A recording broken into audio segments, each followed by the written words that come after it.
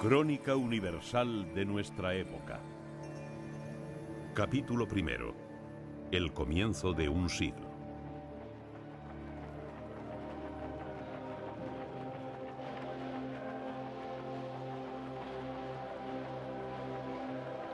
A lo largo del último tercio del siglo XIX, el mundo vivió en paz. Una paz inestable y escasa, pero era paz.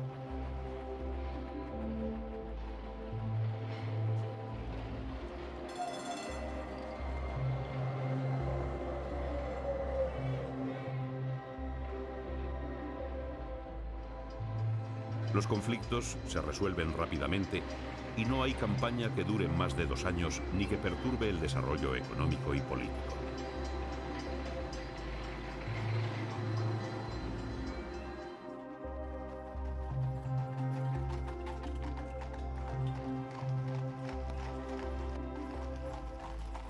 No obstante, el horizonte dejaba adivinar que la inestabilidad futura iba a estar en el antagonismo económico en un momento de la historia en el que la economía se había convertido en base de las relaciones internacionales.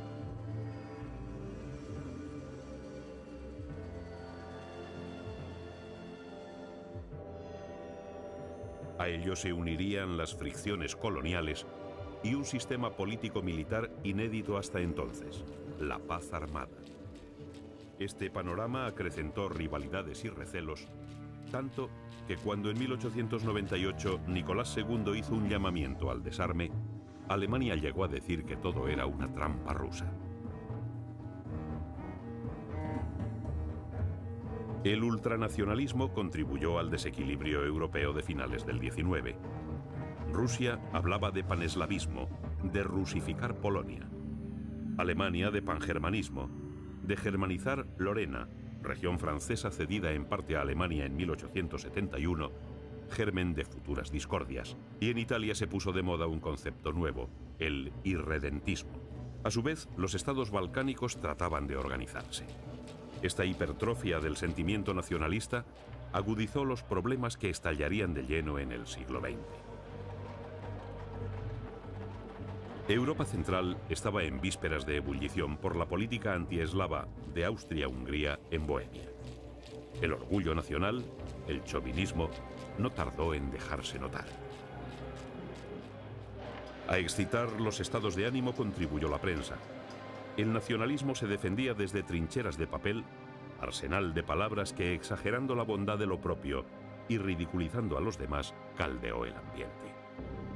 A su vez, el ansia por conquistar mercados, propia del imperialismo económico, fomentó la intranquilidad y a finales del XIX todos querían lo mismo, colocar sus productos y acceder a las materias primas del mundo subdesarrollado. La política occidental estuvo imbuida de un complejo de superioridad con respecto al resto del mundo. Las ansias de dominio territorial obedecían al interés desmedido en forjar nuevos imperios. Los intereses comerciales y económicos lo demandaban en un momento de la historia en que Europa era un patio de vecindad comparado con la inmensidad de África y Asia. La apertura del Canal de Suez y los descubrimientos en África hicieron que Inglaterra, tras una serie de incidentes cínicamente planeados, se apoderara de Alejandría y El Cairo en 1882, quedando Egipto bajo su soberanía, que en 1885 se extendió al Sudán.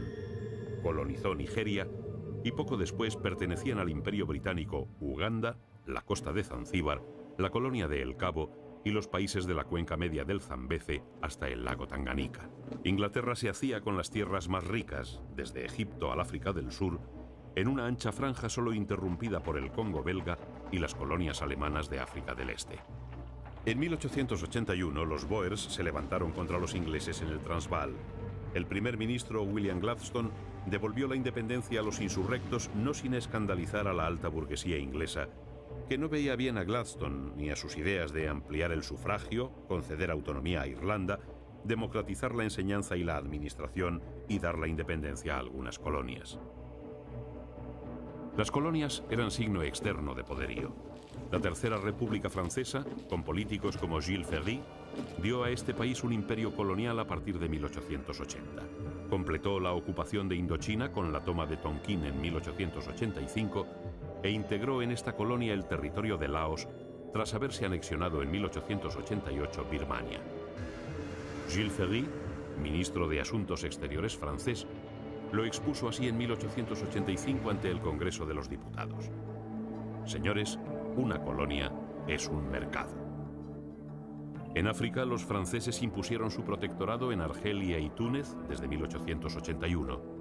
Tras la conquista del desierto, extendió su dominio sobre el Senegal, Sudán Occidental, 1894, y Madagascar. En 1882 conquistó el reino de Dahomey en el Golfo de Guinea y pasaron a formar parte del Imperio francés Gabón y Chad, gran parte de Marruecos, Mauritania y territorios en el corazón del continente y en su costa atlántica. Portugal no salía mal librada. Gracias a su tradicional alianza con Inglaterra, consolidó Angola, Mozambique y algún trozo de la Guinea junto al río Gambia. También Alemania. Aunque llegó tarde al reparto, su imperio colonial llegó a alcanzar gran entidad. Italia se contentó con el desierto de Libia y la lejana Somalia. Y a España se le reconocieron los derechos sobre la 10ª parte de Marruecos, parte del Sáhara y un trozo de selva en Guinea Ecuatorial. En 1897, coincidiendo con el jubileo de la reina Victoria, que aquel año celebraba su 60º aniversario en el trono, la India sufrió una terrible epidemia de peste. La colonización inglesa se distinguió siempre por su rapacidad y racismo. Nadie quería quedarse atrás en el reparto. Los Estados Unidos se apoderaron en 1893 de las Islas Hawái. Aquel mismo año, Inglaterra pedía la mediación de los Estados Unidos con Venezuela por el asunto de la Guayana, pero Cleveland recordó a la reina Victoria la doctrina Monroe, América para los americanos, que quería decir América es para nosotros. En 1871 finalizó la Guerra Franco-Prusiana, conflicto que puso las bases políticas del siglo XX con la vuelta de Francia al régimen republicano y el nacimiento del Imperio Alemán con Bismarck como canciller. Para mantener el equilibrio se creó un sistema de alianzas secretas y nacieron los bloques. Era el sistema Bismarck, cuya figura dominó hasta 1891. El canciller de hierro se propuso consolidar la integración de Alsacia-Lorena en el Segundo Reich y buscó aislar a Francia formando la Triple Alianza, o de los emperadores Guillermo I de Alemania, Alejandro II de Rusia, que moriría en atentado el 13 de marzo de 1881, y Francisco José de Austria. El miedo al aislamiento llevó a Alemania a un pacto con Austria para protegerse de Rusia y de Francia. Por doquier se veía amenazado el prestigio nacional. Las alianzas secretas y la exageración nacionalista desestabilizarían la vida política del siglo XX. El relevo generacional de finales de siglo acentuó las diferencias y agravó los problemas. En 1890 dejaban la política Bismarck y los hombres que con él habían forjado la unidad de Alemania, y accedía al poder una generación ambiciosa que con Guillermo II pretendía la hegemonía mundial para el Reich. El antagonismo internacional era tal que una pequeña chispa podía desencadenar un gran incendio. Así, un rosario de pequeñas guerras localizadas jalonaron el fin de siglo. En Oriente, la guerra chino-japonesa se encendía tras una revuelta popular en Corea, donde su soberano pidió ayuda a China y Japón. El Japón envió tropas en julio de 1894, pero en vez de ayudar al soberano, lo derrocó, obligando a su sucesor a declarar la guerra a China. Los japoneses se impusieron a los chinos en Pyongyang y cruzaron el río Yalu, ocupando Port Arthur. Pekín firmó con Japón el Tratado de Shimoboseki en abril de 1895 y cedió Formosa y la península de Port Arthur. Rusia, apoyada por sus aliados occidentales, obligó al Japón a abandonar Port Arthur. Era el germen de la ocupación rusa de Manchuria en 1900. Guerras pequeñas, pero guerras y violencia al fin. Mientras los italianos se empeñaban en conquistar Etiopía, defendida por su rey Menelik, en Creta estuvo a punto de estallar un conflicto de incalculables dimensiones al apoyar Jorge I de Grecia la revuelta antiturca en febrero de 1897. En España, aquel año fue asesinado el presidente del gobierno, Antonio Cánovas. La guerra con Norteamérica, tras el hundimiento del Maine en la bahía de La Habana, acabó con la vida confiada de la Restauración. El siglo terminaría con el asesinato de Humberto I, rey de Italia, y la entronización de Víctor Manuel III. Los años que van de mediados del XIX al inicio del XX fueron cruciales. En aquel breve lapso de tiempo cambió el mundo. Una palabra se alzó con el protagonismo de la época: progreso, voz mágica que lo resumía todo. El tren alcanzó un desarrollo extraordinario.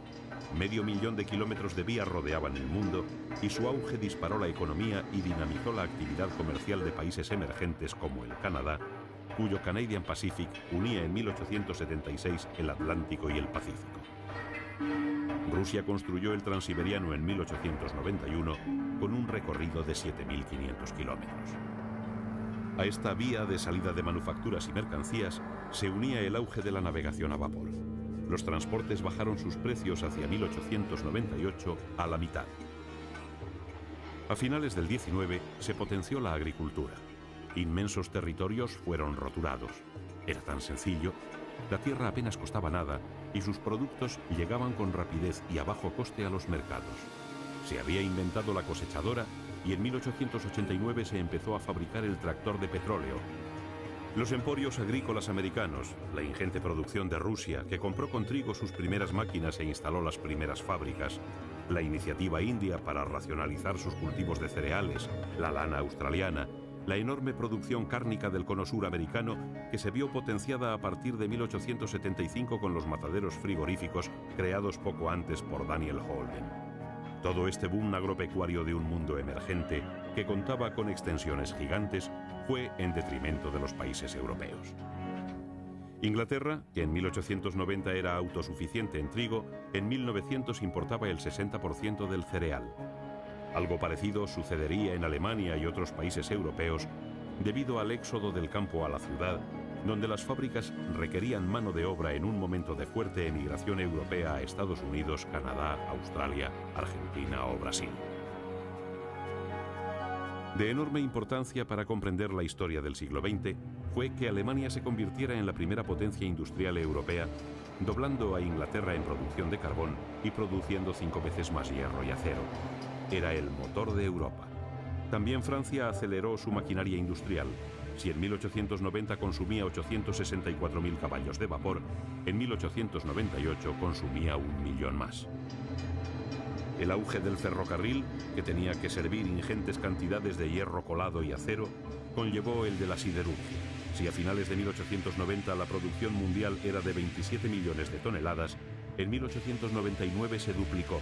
Lo mismo sucedía con el acero, lo que produjo hacia 1890 una segunda revolución industrial. Surgieron industrias nuevas basadas en la aplicación del motor de explosión, la electricidad, la química. Nada iba a ser igual.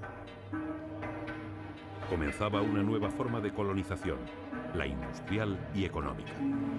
Se creó una economía monetaria que generalizó el crédito.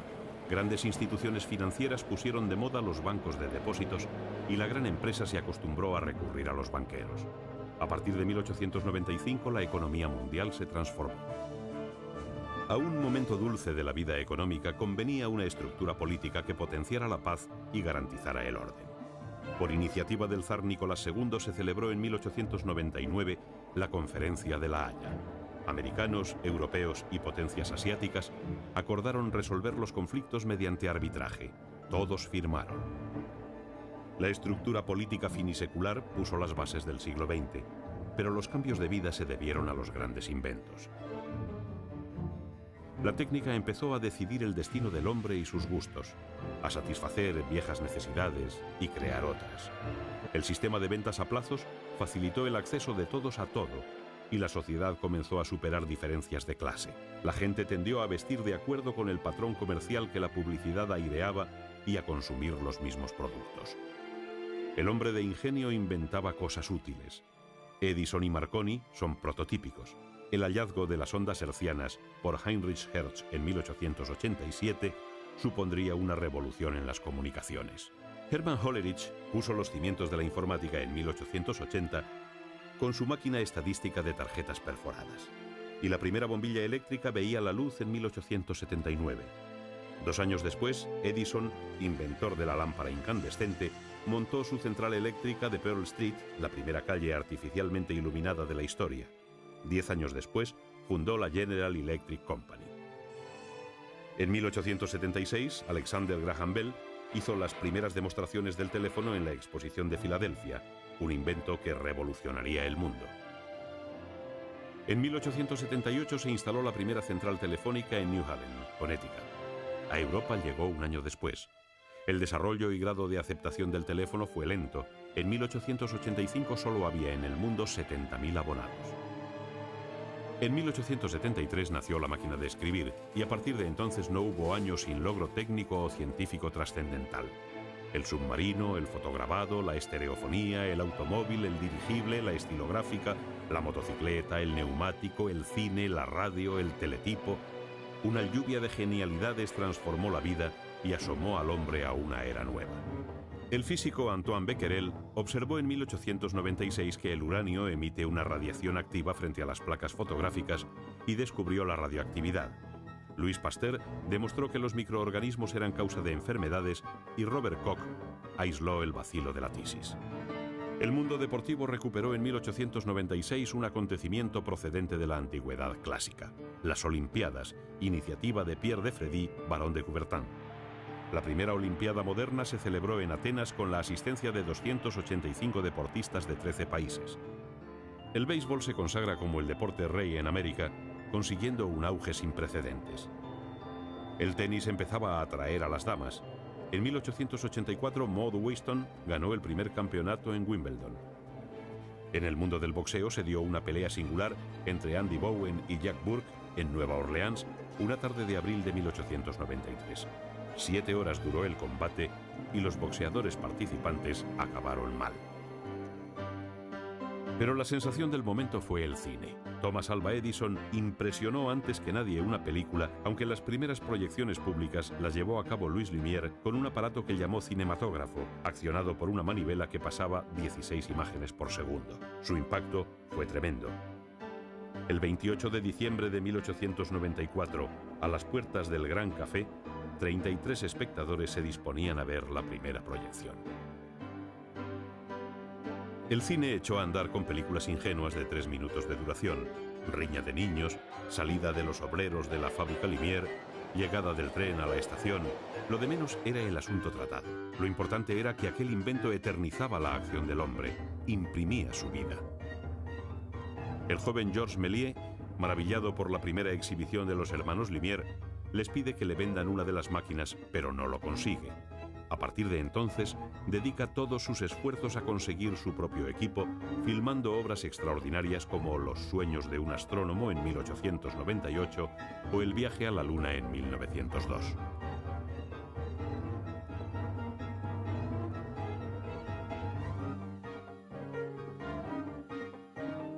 La pintura adquirió tintes sociales. Claude Monet, pionero del impresionismo, andaba de un sitio a otro pintando el campo. Degas pintaba carreras de caballos y bailarinas. Renoir captaba la impresión pasajera y vibrante del momento fugaz. Al impresionismo siguió el neoimpresionismo de Seurat, Signac, Van Gogh, el holandés que murió consumido por su delirio de luz y color, y Toulouse-Lautrec. Es un momento estelar en el que conviven impresionistas y simbolistas como Cézanne y Gauguin. En Europa, en 1889, Gustave Eiffel levantó su airosa torre, mecano asombroso de 18.000 piezas ensambladas con 1 millón de remaches en una estructura de 10.000 toneladas de peso a más de 312 metros sobre el suelo de París. La arquitectura se vio potenciada a partir de 1892 por materiales como el hormigón armado, eficaz en caso de incendio, uno de los terrores de la época. Los paneles prefabricados ayudaron desde 1888 a aligerar el peso del tabicado. La Exposición Universal de Barcelona, inaugurada por la regente María Cristina en 1888, mostró al mundo la pujanza y vitalidad de la vida española. Un año después se inauguraba la Exposición Universal de París. El hemisferio americano vivió a lo largo de la segunda mitad del XIX un momento de formación. Entre 1870 y principios del siglo XX se constituyeron 15 nuevos estados. En menos de 30 años se duplicó la población, que alcanzó los 75 millones. La clave de la industrialización norteamericana fue su mercado interior, ampliado por oleadas de inmigrantes, un mercado sin barreras ni cortapisas aduaneras y casi sin impuestos. El oeste, campesino y ganadero, se alineó con el Partido Demócrata, abanderado de la libertad de comercio. Nacieron las centrales sindicales. Grover Cleveland cuyo último mandato terminó en 1897, había salido de sus filas. Eran vísperas del gran capitalismo americano. El sur se convirtió en una potencia textil. En la región de los Grandes Lagos creció la industria conservera y el descubrimiento del petróleo disparó una nueva fiebre del oro. Los nuevos líderes civiles, nacidos de las capas humildes, valoraban el trabajo más que al trabajador. John Rockefeller creó la primera refinería de petróleo de los Estados Unidos y levantó la Standard Oil Company. Andrew Carnegie se convirtió en el rey del acero y Pierpont Morgan en el de las finanzas. Pero nadie supo ni quiso apartar al país del racismo. En 1882 se limitó la inmigración de pobres y gentes de color, contingente humano que comparaban a enfermos y criminales. En Sudamérica la estabilización fue en aumento a partir de 1880, tras la crisis que siguió a la independencia. Una nueva forma de pensar, basada en la explotación de recursos y la exportación, posibilitó el progreso.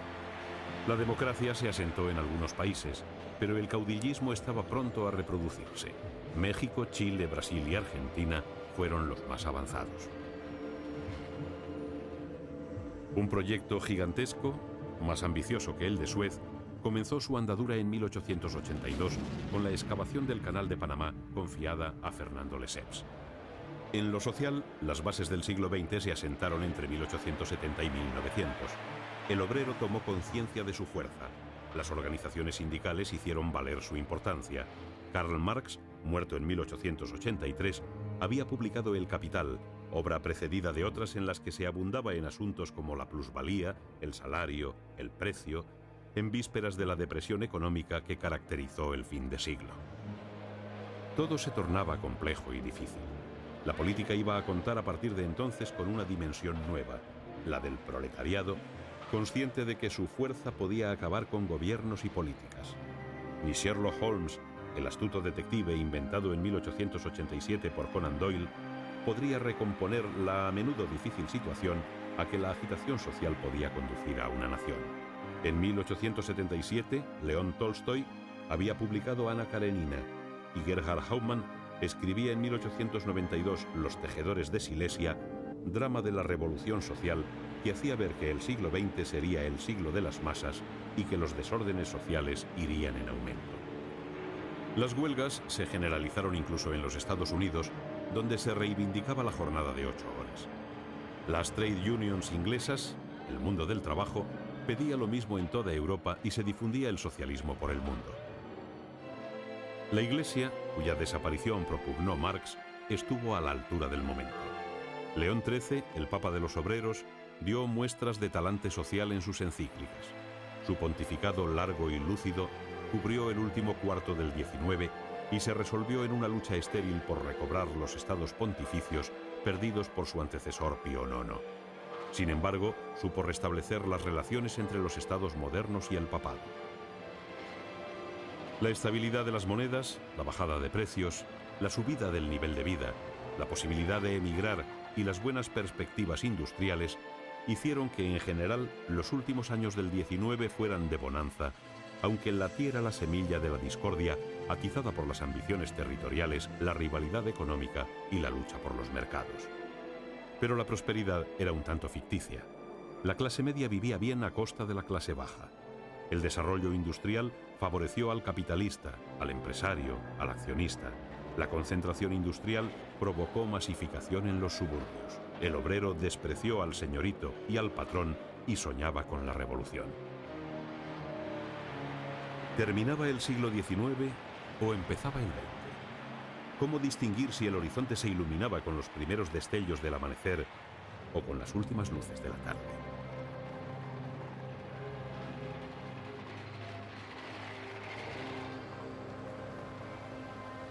El siglo comenzaba bajo la huella de la tragedia.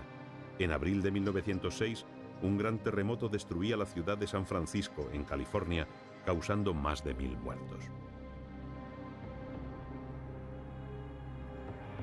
Era un terrible presagio para un siglo que nacía.